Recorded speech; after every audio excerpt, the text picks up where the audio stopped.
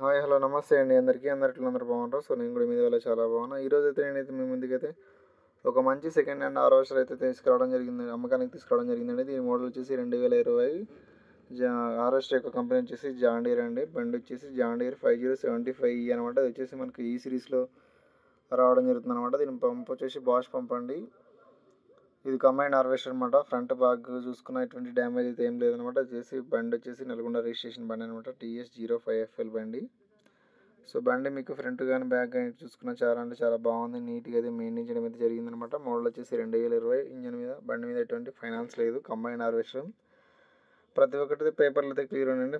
Front టైర్లు వచ్చేసి minimum అయితే ఒక 60% అయితే ఉన్నట్టు ఫోటోలో కనిపిస్తున్నాయి. బ్యాక్ టైర్స్ వచ్చేసి 60% ఉంటే మనకు ఫోటోలో కనిపిస్తుంది. సో, ఫోటో ఏ విధంగా అయితే బండి చూపించబడిందో బయట కూడా అదే విధంగా ఉంటుంది అనమాట.